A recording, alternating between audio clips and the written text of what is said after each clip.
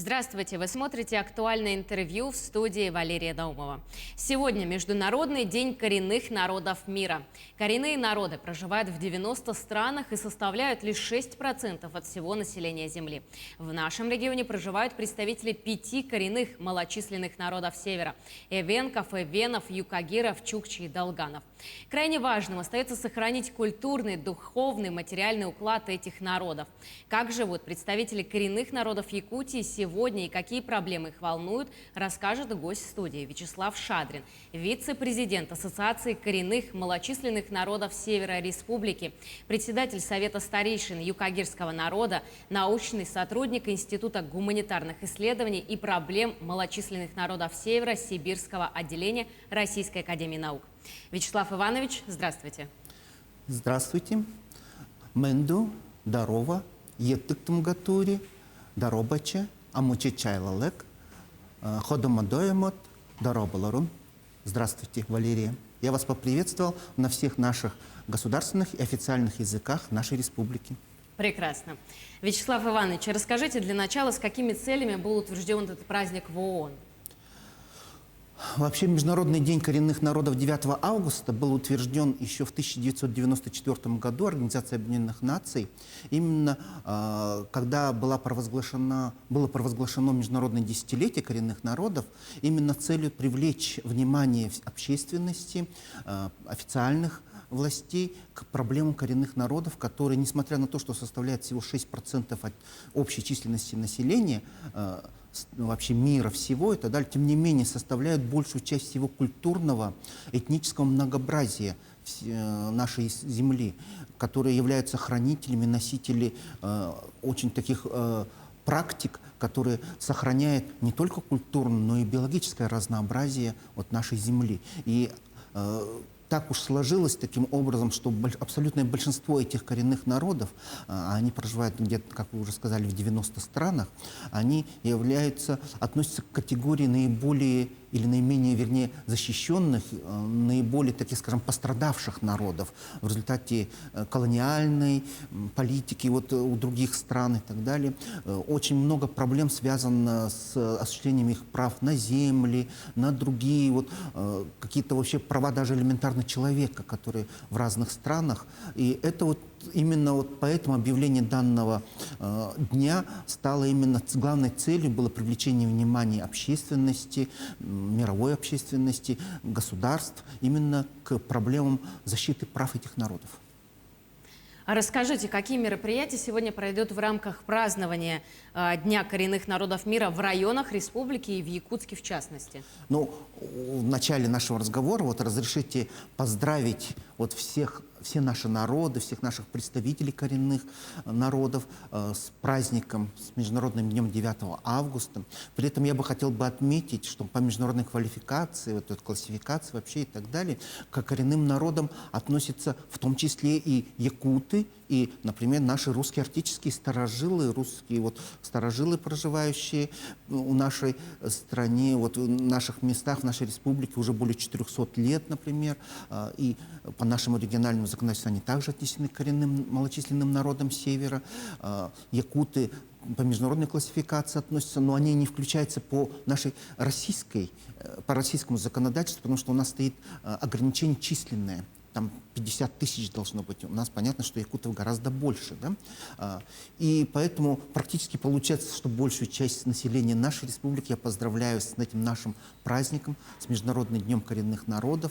Хочу пожелать всем здоровья в это наше непростое время, чтобы они сохраняли бодрость, активность свою, чтобы все было у них хорошо и всего самого хорошего. Но давайте вернемся к мероприятиям. Все-таки что будет сегодня в рамках праздника? Я сразу скажу, что мероприятий у нас достаточно много, причем они начались гораздо раньше. Не только они проводятся сегодня. Скажу, что ряд мероприятий у нас уже проведен на базе Национальной библиотеки, где, с одной стороны, уже проходила презентация наших книг авторов. Сегодня у нас открытие выставки, посвященной Международному дню коренных народов, где любой посетитель может ознакомиться с литературой народов Севера, какое творчество, как сохраняется, в том числе и языки наших народов, посмотреть вот на это литературное творчество. У нас сегодня проходит, вот в 3 часа проходит круглый стол по проблемам деятельности территории традиционного природопользования. Это касается наших земель, нашего традиционного природопользования. Это очень актуально для нас. Другое такое мероприятие, оно проводится ресурсным центром Дома дружбы народов имени Алексея Елисеевича Кулаковского. Там у нас будет круглый стол обсуждения вопросов сохранения культуры коренных народов. На этом у нас наше мероприятие в городе Якутске не заканчивается. В среду, 11 августа, у нас состоится круглый стол по актуальным вопросам научных исследований, касающихся языков и культур коренных малочисленных народов Севера, который будет проводить наш институт, Институт гуманитарных исследований и проблем малочисленных народов Севера. Конечно, большая часть мероприятий у нас проводится в онлайн-режиме вот в связи с этой пандемической нашей ситуацией.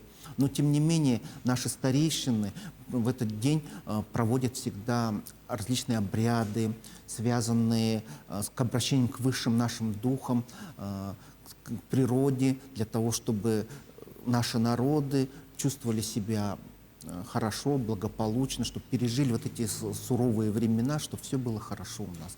Помимо этого, конечно, целый такой большой спектр мероприятий проходит в наших улусах.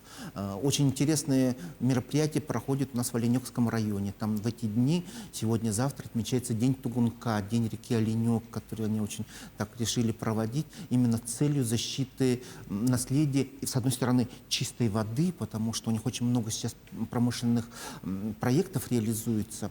Но, с другой стороны, мы всегда во главе угла ставим сохранение экологии. И вот они сегодня, мы знаем прекрасно, что Оленёкский тугунок является одним из брендов этого района. Вся республика питается, знает вкус этого тугунка. И вот они сегодня проводят этот день как раз для того, чтобы обратить внимание на сохранение этого. А главным условием этого вкуса является как раз чистая вода, конечно. Конечно, мероприятия проходят и в других наших районах. Они где-то будут проходить в заочном режиме, где-то будут проходить в очном режиме. Ну, по-разному это будет проходить. Но люди наши на местах обязательно отмечают этот день. Мы говорим о сохранении материальной и духовной культуры народов Севера.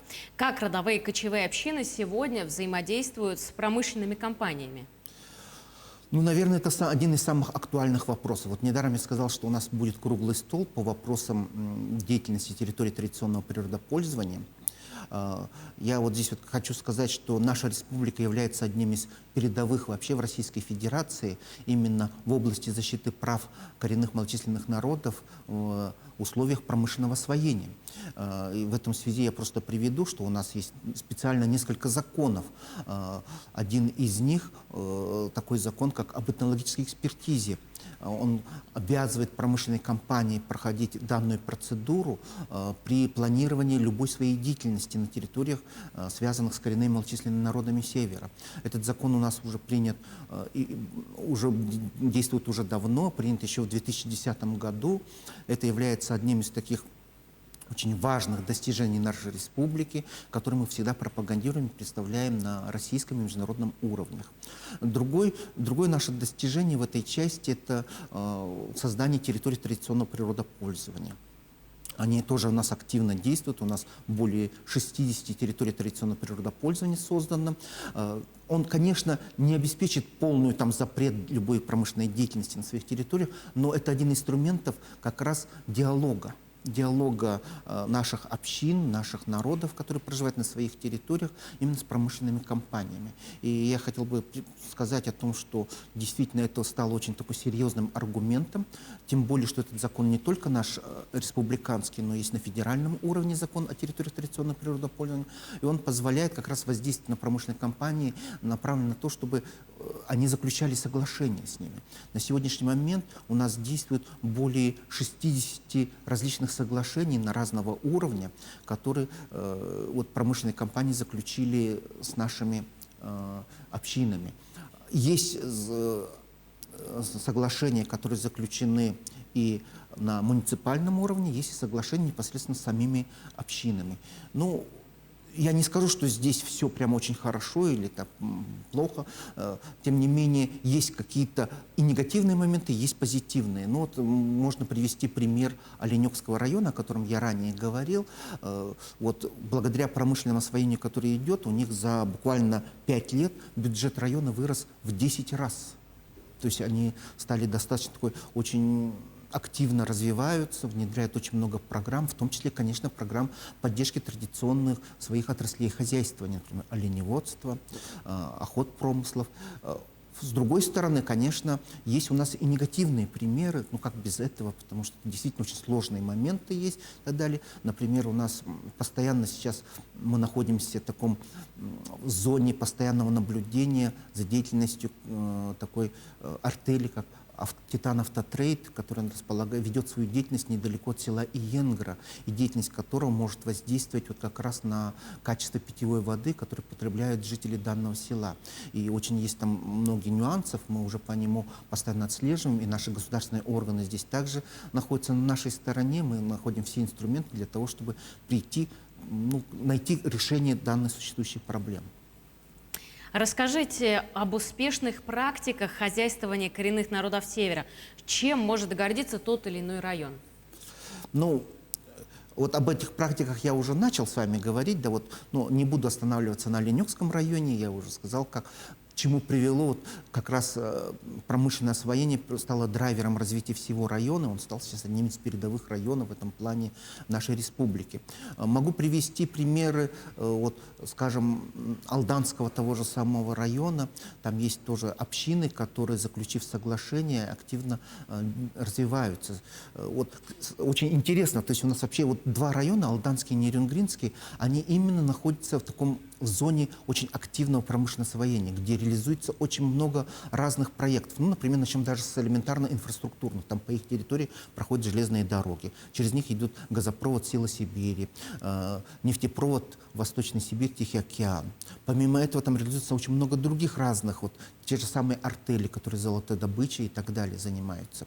И понятно, что они воздействуют, в том числе и негативно на эти общины. Но, тем не менее, мы постоянно находимся вот в взаимодействии с ними. Практически каждый год у нас проходят какие-то или семинары, или круглые столы, различные вот заседания, связанные именно с приглашением вот этих промышленных компаний и наших общин для того, чтобы найти точки соприкосновения и решения возникающих проблем. И на сегодняшний момент мы можем сказать о том, что мы можем привести как раз увеличивается с каждым годом именно положительные примеры сотрудничества наших общин с промышленными компаниями. С другой стороны, и вот интересно, что именно этих два района, наверное, наибольшее количество общин именно там зарегистрированных, юридически оформивших свои земли, но это, наверное, потому что именно они живут в таких условиях вызова, да, как постоянно такого давления, скажем, промышленного освоения. И при этом, тем не менее, они сохраняют оленеводство, сохраняют охоту, ведут свой традиционный образ жизни. Спасибо вам большое, Вячеслав Иванович. Поздравляю вас с праздником. Ну а я напомню, что сегодня мы разговаривали с Вячеславом Шадриным, вице-президентом Ассоциации коренных малочисленных народов Севера Республики, председателем Совета старейшин Юкагирского народа, научным сотрудником Института гуманитарных исследований и проблем малочисленных народов Севера Сибирского отделения Российской академии наук.